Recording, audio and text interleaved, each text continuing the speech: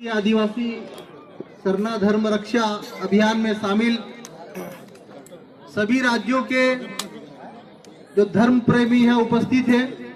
मैं आप सभी से विशेष रूप से अनुरोध और कहना चाहता हूं कि थोड़ी देर के लिए अपना ध्यान आप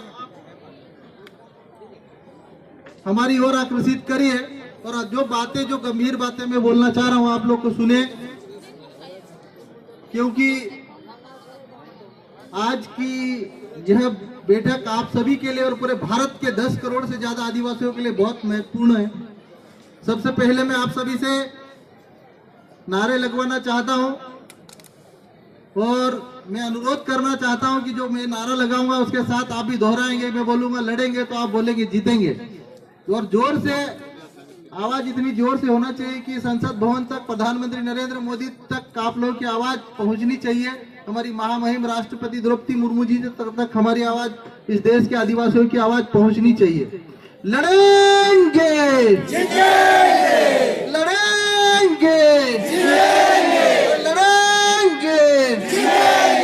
एक और नारा है हमारे गोंडवाना आंदोलन के, बहुत हमारे पुरखे थे दादा हीरा सिंह मरकाम जी।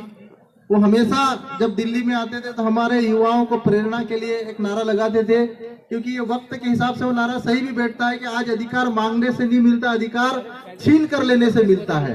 तो मैं बोलूंगा अधिकार हमारे जीने के, तो आपको बोलना है कि चढ़कर लेंगे सीने से। अधिकार हमारे जीने के, अधिकार हमारे जीने के।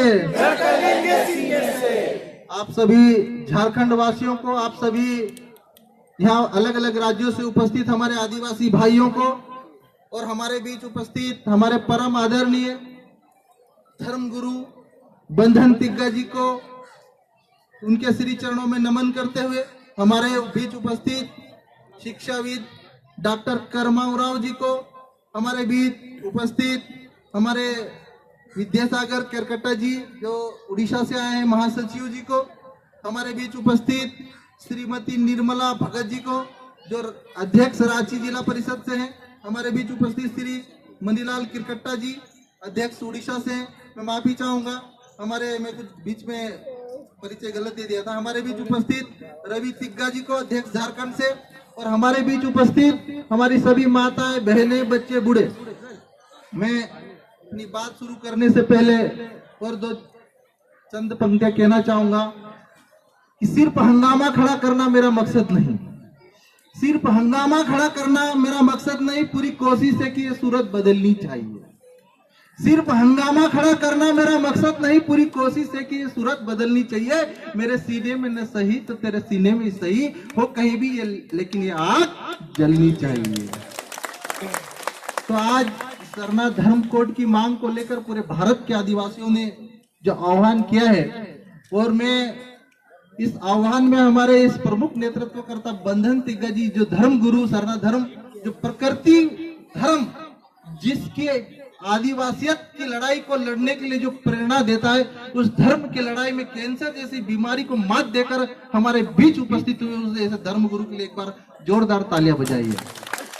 हमारे बीच जो एक और जो बड़े योद्धा है कर्मा उरांव जी, एक किडनी की बीमारी कल ही उन्होंने बताया, गंभीर बीमारी से ग्रसित होकर भी आप लोग के बीच में जो उपस्थित है उनके लिए भी एक बार जोरदार तालियां बजाइए।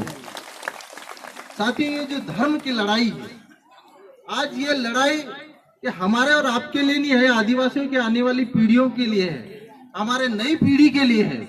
और आज आजाद भारत में, आजादी के 70 साल में आज भी हम लोग को अपनी धार्मिक पहचान के लिए, अपने संवैधानिक अधिकारों के लिए, चाहे 5वीं अनुसूची की मांग हो, 6वीं अनुसूची की मांग हो, जल जंगल जमीन पे फॉरेस्ट राइट एक्ट के तहत जंगलों में रहने वाले हमारे व्यक्तिगत अधिकारों की बात हो, चाहे कम्युनिटी राइट्स की बात हो, आज हमको संघर्ष करना पड़ रहा है। आज दिल्ली में आकर हमको आवाज लगानी पड़ रही है। क्या इस लोकतंत्र को, देश के 10 करोड़ आदिवासियों को आवाज नहीं सुनाई देती है? क्या इस लोकतांत्रिक व्यवस्था में बैठे, संसद और विधानसभा में बैठे हमारे जनप्रतिनिधियों को देश के आदिवासियों की आवाज नहीं सुनाई पड़ती है? क्यों आज आदिवासी अपने धर्म की मांग को, धर्म कोड की मांग को लेकर दिल्ली आना पड़ रहा है?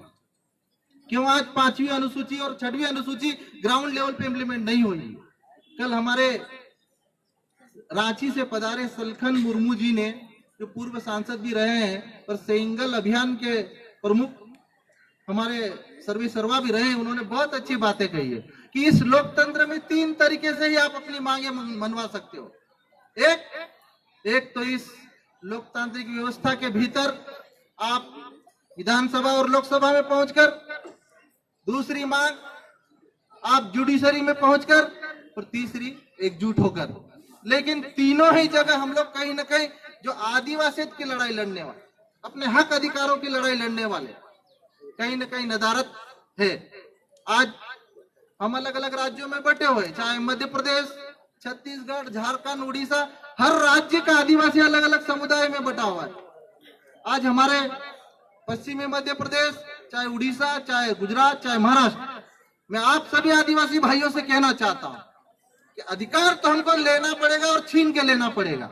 धर्म कोड लेना है तो भी छीन के लेना पड़ेगा, लेकिन उससे पहले हमको एकजुट होकर हमारी ताकत दिखाना पड़ेगी, और ताकत दिल्ली में दिखाना पड़ेगी। मेरे भाइयों, आज प्रधानमंत्री नरेंद्र मोदी जी ने आदिवासी समाज से हमारे महामहिम राष्ट्रपति द्रौपदी मुर्मू जी के रूप में हमें दिया है, और उनकी ऐसी उम्मीद है और ऐसी अपेक्षाएं भी है कि आदिवासी समाज जो पिछले 70 साल से वोट बैंक बना हुआ है, अभी हम राष्ट्रपति बना देने से हमारे समाज को, ये हमारा समाज वोट देगा, 2024 में हमें सत्ता में लाएगा। तो मैं आप सभी आदिवासी भाइयों से मैं कहना चाहता हूं कि हमको पद नहीं चाहिए, हमको धर्म कोड चाहिए। हमको पद नहीं चाहिए, हमको 5वीं अनुसूची चाहिए। हमको पद नहीं चाहिए, हमको 6वीं अनुसूची चाहिए। हमको पद नहीं चाहिए, हमको जल जंगल जमीन के अधिकार चाहिए। और जो अधिकार, आज मुझे गर्व की बात है आप लोगों के बीच अपनी बात रखते हुए कि झारखंड के खूंटी में हमारे धरती आबा बिरसा मुंडा जी भगवान जो हमारे बीच पैदा हुए थे, जिन्होंने 25 साल की उम्र में 200 सालों तक इस देश पर हुकूमत करने वाली अंग्रेजी सत्ता को हिला के रख दिया था, ऐसी उस धरती से पधारे हमारे झारखंड वासियों, मैं आप सभी से यही कहना चाहता हूं कि हमें सब कुछ मिलेगा, लेकिन हमको एकजुट होकर संघर्ष करना होगा। पूरे भारत के आदिवासियों को एक मंच पर आना होगा, चाहे हम किसी भी अलग अलग समुदाय में बटे हो, किसी भी अलग अलग राजनीतिक पार्टी में बटे हो, लेकिन जहां पर हमारी धार्मिक पहचान की बात हो, जहां पर हमारी संवैधानिक पहचान की बात हो, जहां पर 5वीं अनुसूची की बात हो, जहां पर 6वीं अनुसूची की बात हो, पूरे भारत के आदिवासी समुदायों को एकजुट होकर संघर्ष करना पड़ेगा। और हमारे पूर्व अभी वक्ता हमारे आदरणीय विधायक जी ने कहा है कि यह आंदोलन सिर्फ एक बार दिल्ली आने से काम नहीं चलेगा। हमको चरणबद्ध तरीके से, हमको रणनीति बनाकर, हमको कूटनीति बनाकर आज इस धार्मिक आंदोलन के साथ साथ हमको सामाजिक और राजनीतिक आंदोलन भी खड़ा करना पड़ेगा, तभी हमें अपनी धार्मिक पहचान और धर्म कोड भी मिलेगा। और मैं आप लोगों को विश्वास और भरोसा दिलाना चाहता हूँ, जिस दिन भारत का आदिवासी एकजुट हुआ, उस दिन किसी की हिम्मत नहीं कि हमें हमारी धार्मिक पहचान नहीं दिलाए, किसी की हिम्मत नहीं कि हमको धार्मिक पहचान लेने से रोक सके, किसी की हिम्मत नहीं कि हमें 5वीं अनुसूची को लागू करवाने से रोक सके, किसी की हिम्मत नहीं रहेगी कि हमको 6वीं अनुसूची को लागू करवाने से रोक सके।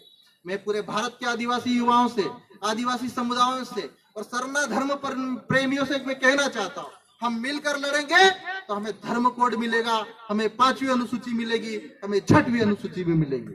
और मैं अभी आप सभी धर्म प्रेमियों से यही अनुरोध और अपेक्षा करता हूँ कि ये संघर्ष जो हमारे पुरखों ने, आज प्रकृति पूजक आदिवासियों ने, आज देश के 10 करोड़ से ज्यादा आदिवासियों ने अपने अस्तित्व को बचा के रखा है, लेकिन आज धर्म कोड नहीं मिलने से, आदिवासियों को अपनी पहचान नहीं मिलने से आज भारत का आदिवासी अलग अलग राज्यों में अलग अलग धर्मों में बढ़ गया है। लेकिन आप सबके आंदोलन, आप सबके प्रेरणा और आप सबके संघर्ष से हमारे युवा प्रेरणा लेंगे, इस पूरे भारत का आदिवासी युवा प्रेरणा लेंगे, और हमारी आने वाली पीढ़ियों को लेकर, आने वाली पीढ़ियों को उज्जवल भविष्य को लेकर हम सब एकजुट होकर हम लोग हमारी मांग मनवाएंगे। प्रधानमंत्री नरेंद्र मोदी जी और महामहिम राष्ट्रपति द्रौपदी मुर्मू जी तक हमारी आवाज पहुंचाएंगे और हम लोग मिलकर संघर्ष करेंगे, ऐसी आशा और अपेक्षा करता हूं। और आप सभी झारखंड वासियों से पूरा विश्वास दिलाता हूं कि आपके संघर्ष में, आपके इस लड़ाई में डॉक्टर हीरालाल अलावा और हमारा जयेश संगठन आपके साथ है और हम मिलकर लड़ेंगे। आखिर में एक बार और नारे के साथ ये भाषण में खत्म करता हूं कि लड़ेंगे, लड़ेंगे। हम मिलकर लड़ेंगे और ये लड़ाई जीतेंगे। और आप सभी प्रेरणाकर्ताओं को, हमारे धर्म गुरु बंधन तिग्गा जी को, कर्मा जी को मैं नमन करता हूँ तहे दिल से। और उनके आप सभी झारखंड वासियों से भी, उड़ीसा वासियों से, छत्तीसगढ़ वासियों से भी अनुरोध करता हूँ कि उनके संघर्ष में हम लोग आखिरी सांस तक, जब तक हमारे खून का एक एक कतरा रहेगा तब तक हम मिलकर लड़ेंगे और हम अपनी मांग मंगवाएंगे। आप लोगों से मैं कहना चाहता हूँ। आप सभी को जय जोहार, जय आदिवासी जिंदाबाद।